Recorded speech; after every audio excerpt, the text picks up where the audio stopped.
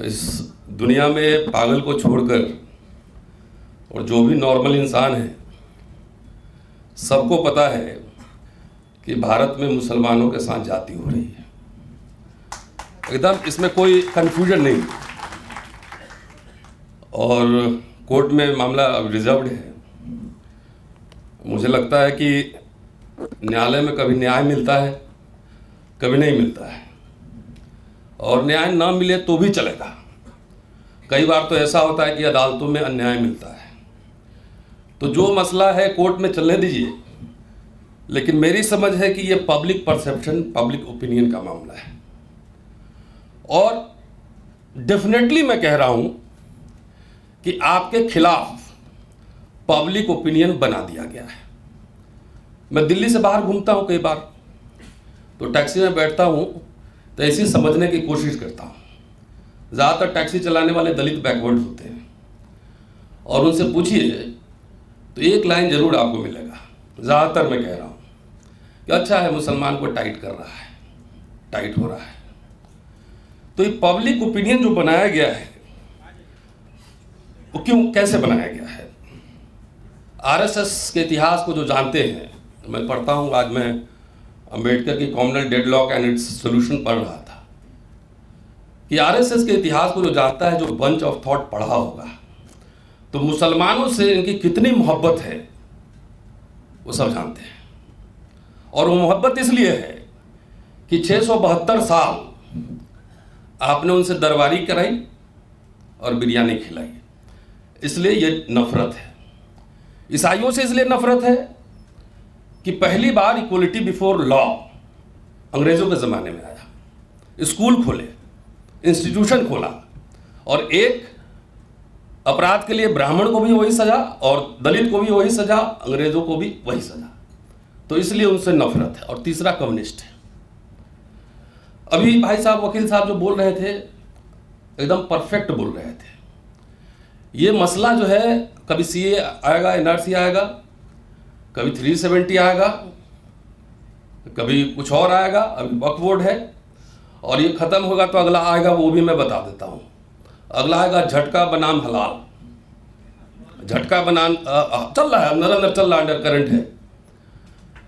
कई हमारे साथी आरएसएस बीजेपी के भी यूनिवर्सिटी में पढ़ाता हूँ, तो एक जगह मैं बैठा हुआ थे किसी कमिश्नर के पास, तो डेलीगेशन गया था एक झटका आंदोलन का। तो कितनी चतुराई से झटका जो काम करते हैं वो सब दलित ही होते हैं, और कैसे उनका इकोनॉमिक इंटरेस्ट उसमें इन्वॉल्व कर दिया गया है कि मुसलमान हलाल वाले लोग तुम्हारे हिस्सा का खा रहे हैं, तो अगला ये आंदोलन के लिए तैयार रहिएगा। तो पब्लिक ओपिनियन बनाने में हमने आपने कहाँ चूक की, ये सोचने का विषय है। और मैं अंबेडकर को ही कोट करके अपनी बात खत्म करूंगा कि कहते हैं ना कि हैदराबाद के निजाम बहुत कंजूस थे। ऐसा हम लोग सुनते हैं, पढ़ा नहीं है, सुनते हैं। अंबेडकर जब तक कि मुस्लिम लीग ने पाकिस्तान की मांग नहीं की, अंबेडकर और मुसलमान दोनों एक ही इंटरेस्ट पे लड़ रहे थे। Sikh, Anglo Indian, Muslims, Ambedkar. पूरे अंबेडकर की जिंदगी इस बात में लग गई कि we are minority in national life. दलितों को माइनॉरिटी कह रहे थे। लेकिन जब पाकिस्तान का जब डिवीजन आया, जब हो गया, तो एलीट सब उधर चले गया, बाकी यहाँ रह गया। तब भी अंबेडकर कॉन्स्टिट्यूएंट असेंबली में क्या कह रहे थे वो सुनने वाली बात है। तो अंबेडकर को सेकेंड गोल्ड में सम्मेलन में जाने के लिए राउंड टेबल कॉन्फ्रेंस ने हैदराबाद के निज़ाम ने स्पॉन्सर किया था। और मैं बता दूं कि जो मिलिंद कॉलेज है औरंगाबाद में, 54 एकड़ जमीन 1953 में हैदराबाद के निजाम ने कॉलेज खोलने के मुफ्त में दिया था। वही नहीं, शेड्यूल कास्ट वेलफेयर के लिए 1 करोड़ का फंड इकट्ठा हुआ, उसमें से 12 लाख रुपए उन्होंने अंबेडकर को इंटरेस्ट फ्री दिया कि आप कॉलेज बनाइए। 56 से वो किस्त जाना था 50,000 पर ईयर। अंबेडकर का 56 में परिनिर्वाण हो गया। वो पैसे वापस हुए कि नहीं हुए मैं नहीं जानता, शोध का विषय है, लेकिन मुझे लगता है कि वो कर्ज माफ कर दिया गया होगा। ये बात मैं क्यों कह रहा हूं? इसलिए कह रहा हूं कि अंबेडकर ने कहा है कि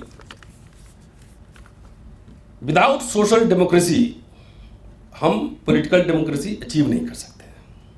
आप सोचिए कि जो कंजूस नवाब जिसको कहते थे 54 एकड़ जब आज भी है, मैं उस यूनिवर्सिटी में लेक्चर दे के आया हूँ, एक बार बोल कर आया हूँ।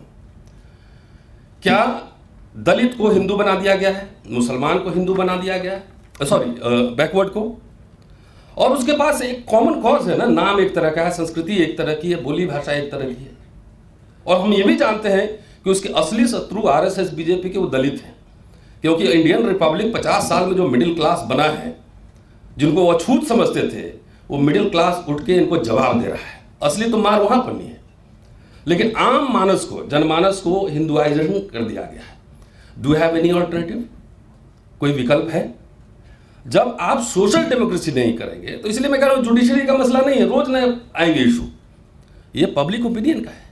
दलित बैकवर्ड, जो कि उनके अभी बहुत सारे लोग हिंदू राष्ट्र की पालकी ढो रहे हैं, हिंदू राष्ट्र में उनको कहाँ रहना है मैं जानता हूं, लेकिन आपके पास क्यों आए, ये सवाल है। कभी हमने वो साझा कॉमन इंटरेस्ट, कभी साझा दुख दर्द हमने साझा किया? नहीं किया।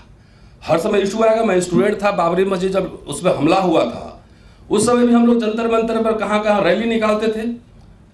उस समय से लेकर अब तक रैली ही निकाल रहे हैं, कॉन्फ्रेंस ही कर रहे हैं। तो हमारे पास दो स्ट्रैटेजी है। एक तो शॉर्ट टर्म है, वो तो अदालत है।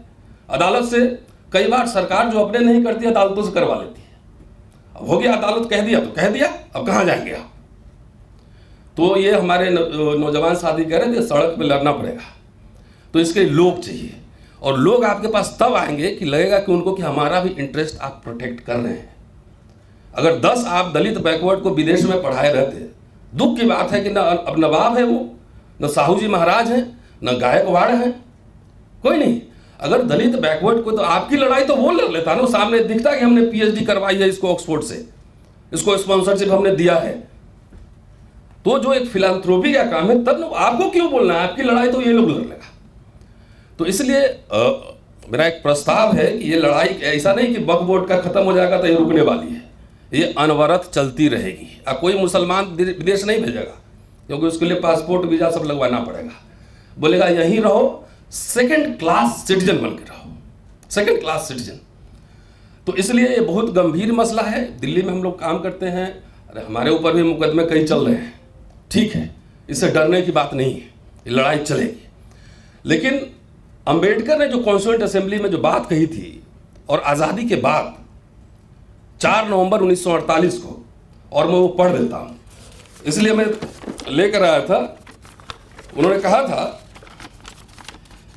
कि माइनॉरिटीज़ के संदर्भ में कह रहे हैं कि अल्पसंख्यकों को जो छूट दी जा रही है, मैं समझता हूँ वो ठीक है, उसकी तारीफ कर रहे हैं। कह रहे हैं कि अल्पसंख्यकों को सहूलियत देने का जो निर्णय संविधान सभा द्वारा लिया गया है और जिस पर अमल किया जा रहा है, मेरी राय में वो सही है। इस बारे में मेरे मन में बिल्कुल संदेह नहीं है। इस देश में अल्पसंख्यक और बहुसंख्यक, माइनॉरिटी एंड मेजॉरिटी, दोनों ने गलत रास्ता अपनाया।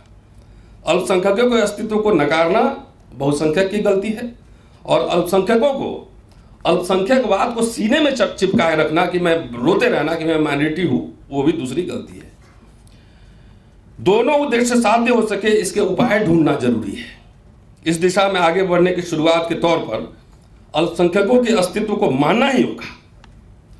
कोशिश यह भी की जानी चाहिए कि किसी समय दोनों एक हों, अल्पसंख्यक और बहुसंख्यक एक हों। संविधान सभा द्वारा सुझाए गए उपायों का स्वागत होना चाहिए, क्योंकि उनके द्वारा बताए गए उपायों से ही यह दोहरा उद्देश्य प्राप्त किया जा सकता है। धर्मांधता की भावना को बल देकर अल्पसंख्यकों को दी जा रही सहूलियतों का विरोध करने वालों को मैं 2 बातें बताना चाहता हूं। वो चेतावनी दे रहे हैं, वो चेतावनी जरूरी। पहली बात कि अल्पसंख्यक विस्फोटक शक्ति होती है, उसके विस्फोट होने से पूरे राज्य के बिखर जाने का खतरा होता है। यूरोप का इतिहास इसी प्रकार की भरपूर घटनाओं से भरा पड़ा है। और यहाँ एक एग्जाम्पल देते हैं, और एग्जाम्पल आयरलैंड के विभाजन को लेकर देते हैं कि जब कहा कार्सन ने कि आप प्रोटेस्टेंट को जो चाहिए आप ले लीजिए और आयरलैंड को एक रहने दीजिए, तो उन्होंने कहा कि अपने जितना जो मुझे दे रहे हैं उसको चूल्हे में डालिए, हम कभी भी नहीं चाहते हैं कि आप मेरे ऊपर राज करें। आयरलैंड को वहीं से हवाला दे रहे हैं। तब कार्सन ने उन्हें जवाब दिया था कि आपके द्वारा दी जाने वाली सहूलियतों को चूल्हे में झोंकिए, हमें बिल्कुल मंजूर नहीं कि आप हम पर राज करें। भारत के किसी अल्पसंख्यक समुदाय ने ऐसी मानसिकता नहीं अपनाई और इस प्रकार के जातिवादी बहुसंख्यकों का राज्य अल्पसंख्यकों द्वारा निष्ठा से स्वीकार किया गया। भारत में जो मुसलमान रहे उन्होंने हिंदुओं को नेता माना, मुसलमानों को नेता नहीं माना। इसलिए अल्पसंख्यकों के प्रति भेदभाव न करना हमारा कर्तव्य है। इसका एहसास बहुसंख्यक को होना चाहिए।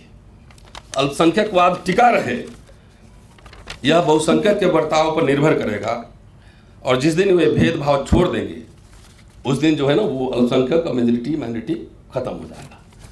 तो मेरा ये प्रस्ताव है कि लड़ाई तो हम लोग लड़ेंगे ही, हम लोग तो आइडियोलॉजिकल आदमी है ना। तो आप मुझे चाय पिलाएं चाहे नहीं पिलाएं, नदीम भाई जहाँ बोलते हैं हम लोग खड़े हो जाते हैं। एक लॉन्ग टर्म बनाइए कि आप बहुत सारे एग्जाम्पल्स हमने दे दिए और ये सोचने की ज़रूरत है, ये आपके ऊपर मैं छोड़े देता हूँ। शुक्रिया।